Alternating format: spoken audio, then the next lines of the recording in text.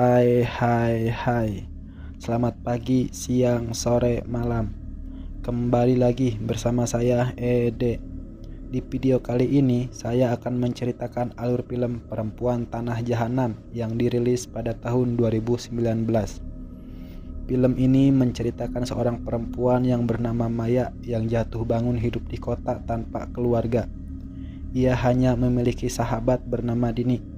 Saat usaha bersama mereka membutuhkan modal lebih, Maya yang mendapatkan informasi bahwa dia mungkin memiliki harta warisan dari keluarganya yang kaya raya di desa, membuatnya pergi mengunjungi kampung halaman yang tak pernah dikenalnya itu. Sesampainya di kampung yang jauh terpencil di tengah hutan, Maya dan Dini sampai di rumah besar yang kosong. Situasi sekitar juga terlihat aneh. Salah satunya banyak kuburan anak-anak. Hingga pada suatu malam, Maya mendengar jeritan perempuan yang hendak melahirkan. Maya menuju asal suara dan menyaksikan proses kelahiran anak tersebut. Dari situlah sedikit demi sedikit misteri kampung yang kini ditinggali Maya dan Dini mulai terungkap. Jika kalian suka dengan channel ini, silahkan subscribe saja. Jangan lupa di like juga ya. Tanpa berlama-lama, kita langsung saja ke pembahasannya. Check it out.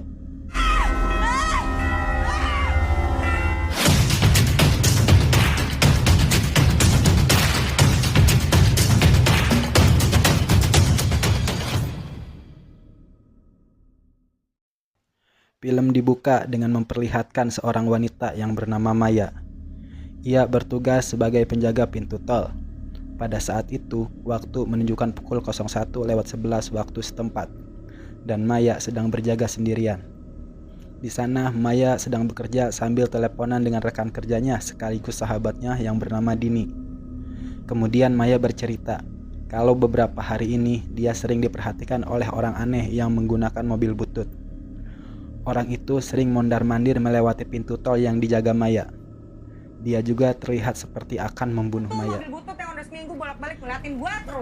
Dini mencoba menenangkan Maya. Kemudian Dini membahas bisnis yang akan mereka jalani ke depannya, yaitu bisnis membuka toko baju. Makanya kita harus buruan buka toko baju kita. Ketika Maya dan Dini sedang teleponan, tiba-tiba mobil butut itu datang. Orang yang di mobil itu terus memperhatikan Maya. Seketika Maya langsung panik. Tidak lama kemudian truk datang dan akan lewat gerbang tol itu. Akhirnya mobil butut itu pergi dan Maya pun sedikit lega. Namun ternyata mobil itu tidak pergi, justru mobil itu berhenti. Kemudian orang tersebut turun dari mobilnya dan berjalan ke arah Maya. Melihat hal itu, Maya semakin panik. Kemudian Maya mengunci pintu dan kaca pos itu. Laki-laki itu menggedor kaca pos Maya. Dini yang masih teleponan sama Maya pun menelpon pos petugas untuk menolong Maya. Kemudian Maya membuka kaca pos itu dan berkata petugas security lagi jalan ke sini. Kemudian laki-laki itu bertanya, "Nama Mbak Rahayu bukan?" Bukan, nama saya Maya. Sambil menunjuk papan nama di pos. Laki-laki itu pun bertanya lagi, "Mbak dari desa Arjosari Mandiraja bukan? Nama bapaknya Mbak Kidono Wongso." Maya hanya diam, tidak menjawab. Kemudian laki-laki itu pergi ke arah mobilnya. Maya pun tenang karena laki-laki itu pergi. Namun ternyata laki-laki itu mengambil golok dari mobilnya dan akan membunuh Maya. Maya yang melihat hal itu langsung panik. Maya pun membuka pintu pos dan lari dari pos itu. Laki-laki itu pun mengejar Maya dan berusaha menebas kepala Maya. Saat sedang berlari, Maya terjalikeh dan terjatuh. Laki-laki itu pun langsung menghampiri Maya. Kemudian laki-laki itu menusuk bekas luka yang ada di paha Maya. Maya mencoba melawan, tapi kepalanya dihajar laki-laki itu menggunakan gagang golok. Saat akan menebas kepala Maya, polisi datang tepat waktu. Laki-laki itu pun pasrah dan tidak melarikan diri. Kemudian laki-laki itu berkata kepada Maya, "Kami cuma tidak mau apa yang keluargamu tinggalkan di kampung kami. Tolong musnahkan."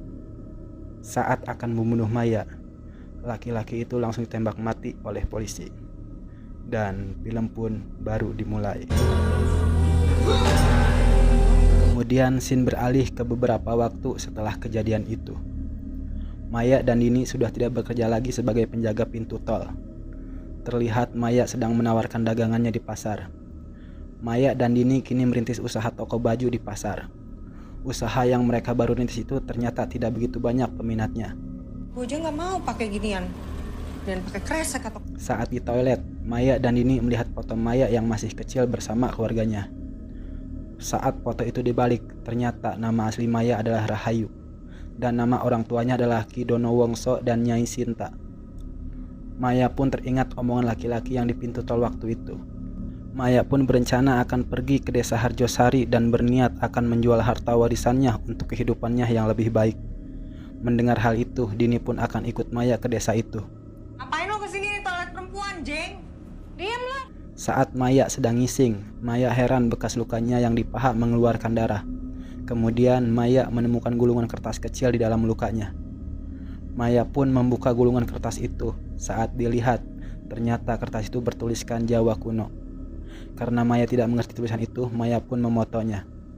Saat sedang melihat tulisan itu, Maya dikagetkan oleh Dini dan kertas itu jatuh ke kloset.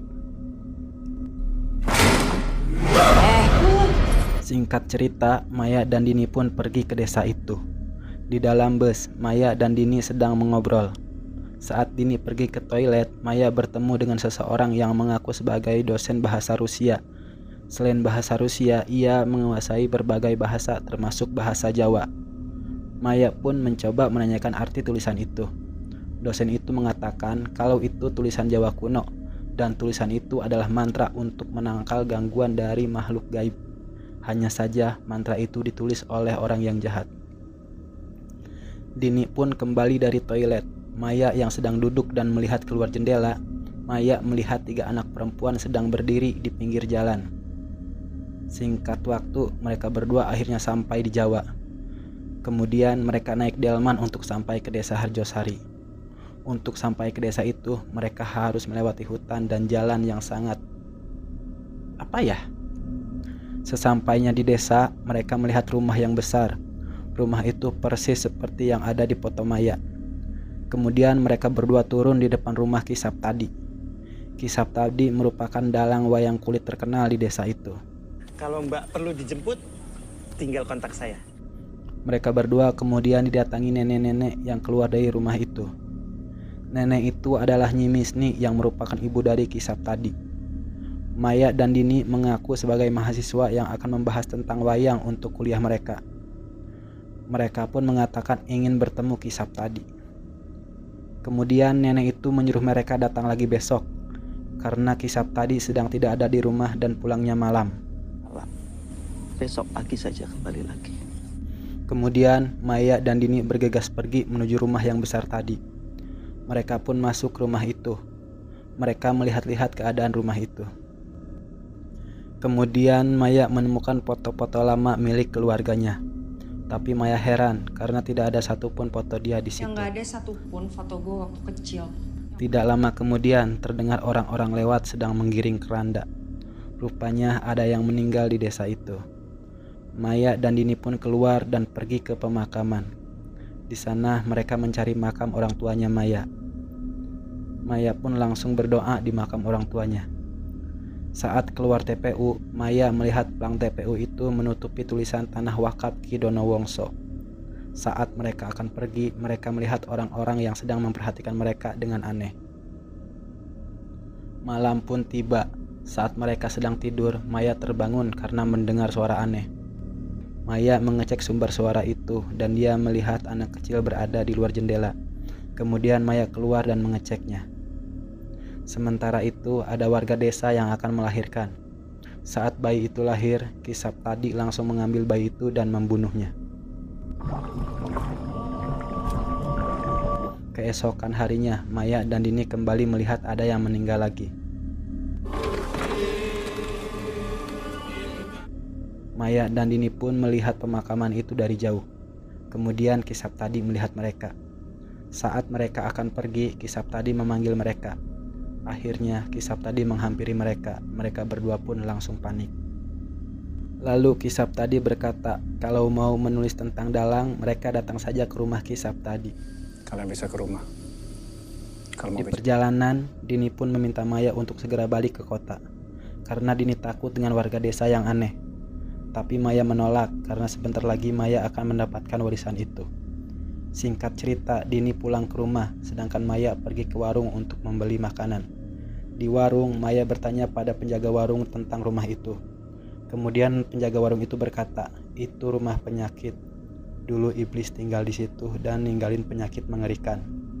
Maya langsung terdiam mendengar itu.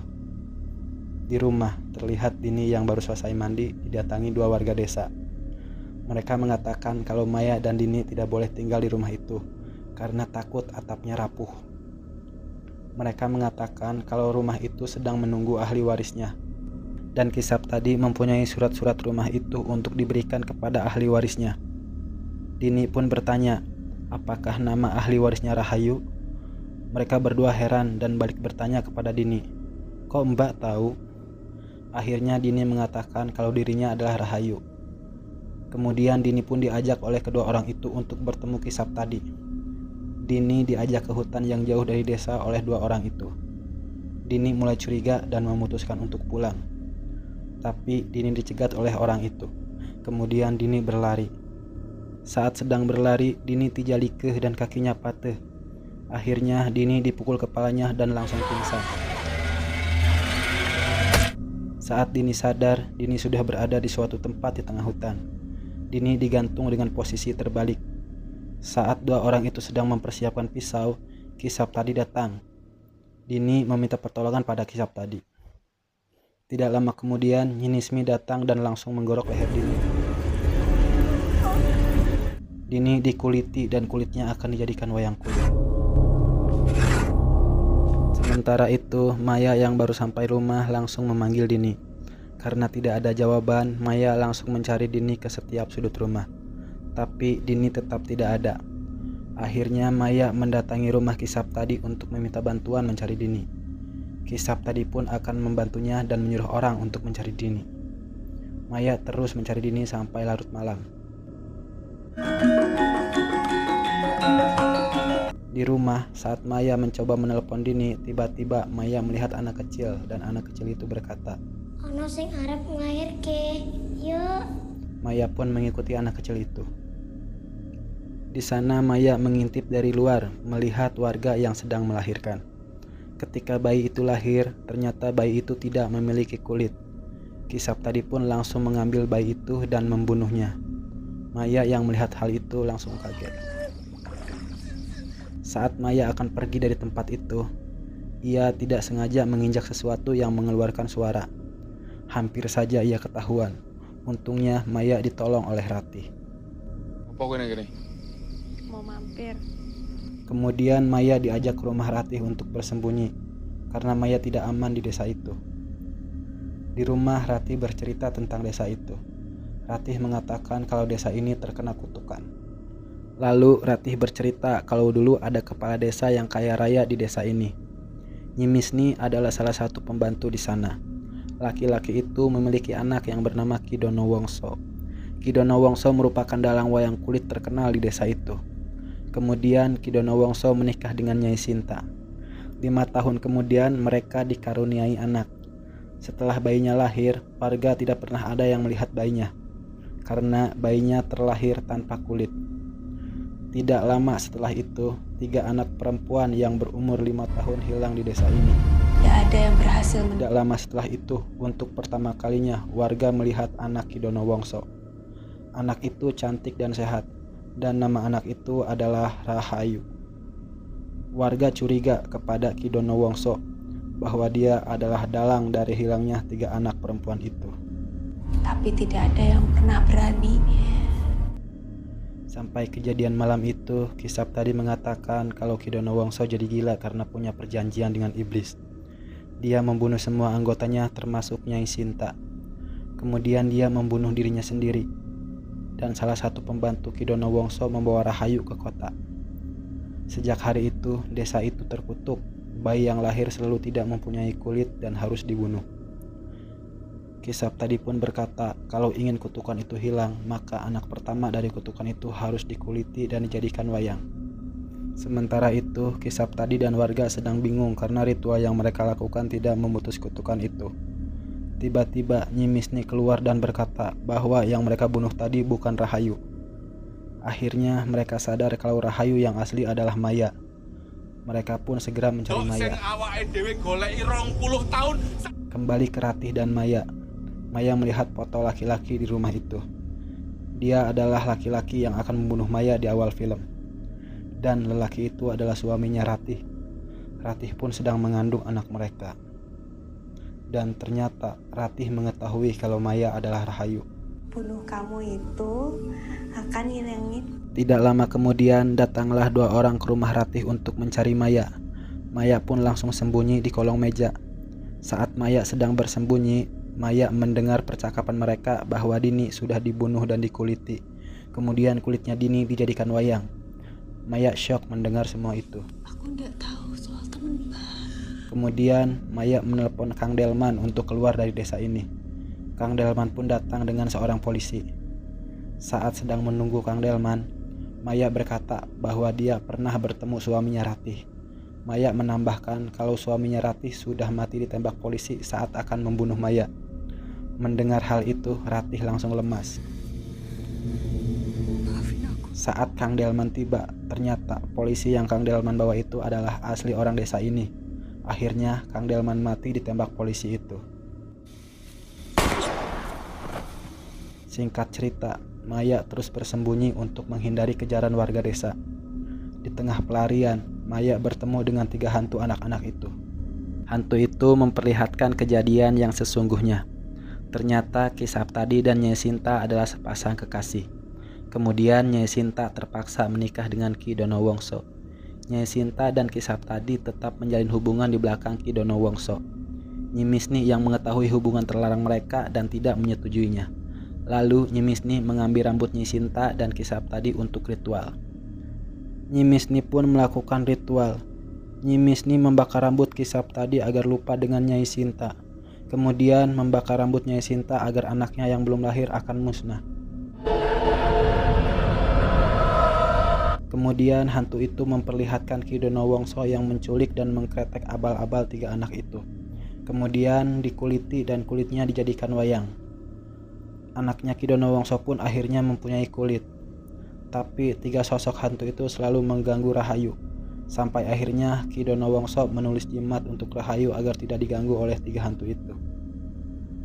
Saat Ki Donowongso akan pentas, ternyata acara itu disabotase oleh Ki Saptadi.